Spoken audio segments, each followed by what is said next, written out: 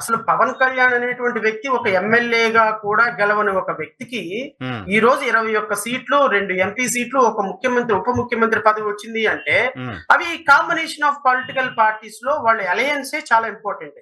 Okay. Chandrababu Naidu గారు alliance లోకి వెళ్లకుండా,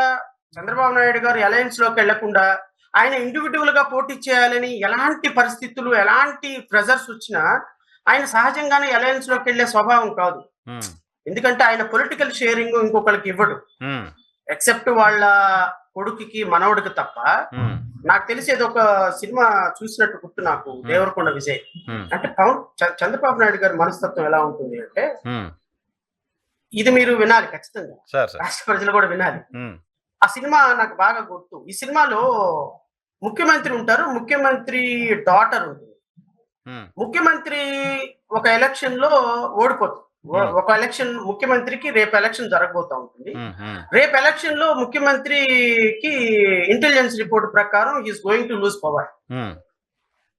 అలాంటి సందర్భంలో ఎలా మనం పవర్ మళ్ళీ గెయిన్ చేయాలి, మనకు రేపు పొద్దున ఎలక్షన్ లో చాలా దారుణ ఓటమి చవి చూడబోతుంది, ఆపోజిట్ పార్టీ ముఖ్యమంత్రి అవ్వబోతున్నాడని ఇంటెలిజెన్స్ రిపోర్ట్ వచ్చిందని డాటరు తండ్రి దగ్గరకు వచ్చి నైట్ చెప్పబోతా ఉంటుంది, ఇలా నాకు ఇంటెలిజెన్స్ రిపోర్ట్ వచ్చింది నాన్న, పార్టీ ఓడిపోబోతున్నావు. అప్పుడు ఆయన ఏమంటాడంటే, నువ్వు ముఖ్యమంత్రి కావాలి ఈ రాష్ట్రానికమ్మా, నేను ముసలోడైపోయాను, మనం ఇలాంటి పరిస్థితుల్లో ముఖ్యమంత్రి అవ్వలేను, కాబట్టి నువ్వు ముఖ్యమంత్రి అవడానికి మీ నాన్నగారిని ఏం చేయగలడో చూద్దు, వెయిట్ చేయ, కొన్ని రోజులు కొంచెం వెయిట్ చేయమని చెప్పేసి ఆ కూతురికి సత్య చెప్పి పంపిస్తాడు. తెల్లవారేపాటికి కూతురికి పవర్ రావాలి అని ముఖ్యమంత్రిగా ఉన్నటువంటి తండ్రి సూసైడ్ చేసుకుంటాడు. సూసైడ్ చేసుకొని, ఇతను సూసైడ్ కి కారణం అపోజిషన్ పార్టీ వాళ్ళు, ఇతన్ని చంపడానికి కారణం అపోజిషన్ పార్టీ వాళ్ళు అనే ఒక ఇమాజినరీ వరల్డ్ ని క్రియేట్ చేసి, ఇతను చనిపోవడానికి కారణం అపోజిషన్ వాళ్ళు అని చెప్పేసి ఒక థాట్ ని త్రో చేసేసి చచ్చిపోతాడు. స్లీపింగ్ టాబ్లెట్స్ వేసుకుని చనిపోతాడు. దేవరకొండ విజయ్ దానికి సినిమా, ఐ థింక్ మొన్నే మధ్యకాలంలోనే రిలీజ్ అయింది, చూశాను. అంటే తన కూతురికి పొలిటికల్ పవర్ ఇవ్వాలి అంటే తండ్రి సూసైడ్ చేసుకొని చనిపోవటానికైనా సిద్ధపడతారు, కానీ పొలిటికల్ పవర్ సాక్రిఫైస్ చేయరు. అంటే పవర్ కోసం వాళ్ళు తనను తాము ఆత్మార్పణ చేసుకునేటువంటి ఒక పొజిషనరీ స్టేట్ ఆఫ్ మైండ్ లో కూడా వెళ్ళిపోతారు వాళ్ళు. చంద్రబాబు నాయుడు గారు కూడా అదే బాప్తికి చెందిన వ్యక్తి. పొలిటికల్ పవర్ ఇంకొకళ్ళు వదలరు వాళ్ళు, ప్రాణం పోయినా ప్రాణం తీసినా. కానీ almost power of power Pawan Kalyan గారికి ఇచ్చినట్టే కనపడుతుందిగా. That is what I wanted to say. ఎందుకు ఇవ్వడానికి వచ్చింది పరిస్థితి? అసలు అలాంటి చాలా కర్ణ కఠోరమైనటువంటి ఐడియాలజీ కలిగినటువంటి చంద్రబాబు నాయుడు గారు పవన్ కళ్యాణ్ ఎందుకు తీసుకొచ్చుకున్నాడు అంటే, he was forced to do like that. Jaganmohan Reddy అనేటువంటి వ్యక్తి మరలా రాష్ట్రంలోకి అధికారంలోకి వస్తే 1% కూడా తెలుగుదేశం పార్టీ బ్రతకదు. సో ఇలాంటి పరిస్థితుల్లో మనం పవర్ షేరింగ్ ఇచ్చైనా సరే, ఏమి చేసైనా సరే, అవసరమైతే వసుదేవుడు అంతటోడు గాడిద కాళ్ళు కొట్టుకున్నాడనే నానుడు ఉన్నా సరే, ఖచ్చితంగా నేను పవన్ కళ్యాణ్ భారతీయ జనతా పార్టీని కలుపుకోవాలి.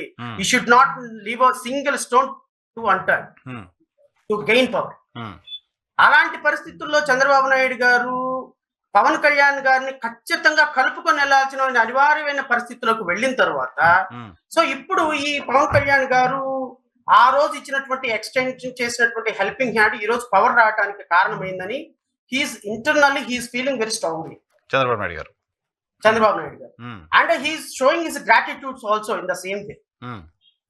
సో ఇలాంటి పరిస్థితుల్లో పవన్ కళ్యాణ్ ని నువ్వు ఏదైనా ఉంటే క్యాబినెట్ లో మాట్లాడు, ఏదైనా ఉంటే డైరెక్ట్ గా నాతో మాట్లాడు, అంతేగాని బయట పొలిటికల్ స్టేట్మెంట్లు ఇవ్వద్దు అనే స్టేజ్ లో చంద్రబాబు నాయుడు గారు లేరు. కానీ చెప్పొచ్చు, తప్పు కూడా ఏం కాదు, కమాండ్ చేయడం కూడా ఏం కాదు కదా. గవర్నమెంట్ కి ఒక బ్యాడ్ ఇంప్రెషన్ వస్తుంది, నీకు నాకు ఒక ఆడియో రిలేషన్ ఉంది, మనం మాట్లాడుకోవచ్చు, నాకు ఒక ఫోన్ కాల్ చేస్తే షార్ట్ అవుట్ అవుతుంది కదా అని చంద్రబాబు నాయుడు గారు చెప్పడం తప్పు ఎందుకు అవుతుంది? దాన్ని ఆయన తక్కువ చేయడం కూడా ఎందుకు అవుతుంది?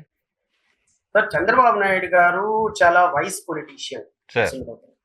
40-45 years of political career లో he know how to deal these things. ఎందుకంటే ఒక సందర్భంలో పవన్ కళ్యాణ్ 2014లో ఆయన పొలిటికల్ గా ఆయన వాడుకొని ఆయన ఇంటికి వెళ్ళి ఆయనతో నెగోషియేట్ చేసి ఆయన చేత ప్రచారం చేయించుకుని 2014 తర్వాత ఎలా వదిలేశారు ఆయన్ని? అవును. ఆయన్ని ఎలా వదిలేయాలో ఆయన చెప్పాల్సిన పని లేదు, ఎలా ఉపయోగించుకోవాలో ఆయన చెప్పాల్సిన పని. Is a master. Okay. Is a master, no Okay. Doubt about it. మరి 2014 తర్వాత పవన్ కళ్యాణ్ ఎందుకు చంద్రబాబు నాయుడిని, నారా లోకేష్ ని అమనాపుతులు తిట్టాడు? బికాస్ ఆ సందర్భంలో పవన్ కళ్యాణ్ కి ఓటింగ్ లేదు, సీట్లు లేవు, పొలిటికల్ పవర్ లేదు, బ్యాకప్ లేదు భారతీయ జనతా పార్టీ. ఆ రోజుని ఎలా వాడుకోవాలో ఆయనకు తెలుసు, ఎలా వదిలేయాలో ఆయనకు తెలుసు. ఇప్పుడు Pawan Kalyan is more stronger than Telugu Desam party now. Oh, because of BJP. More stronger than Telugu Desam party. Because of BJP.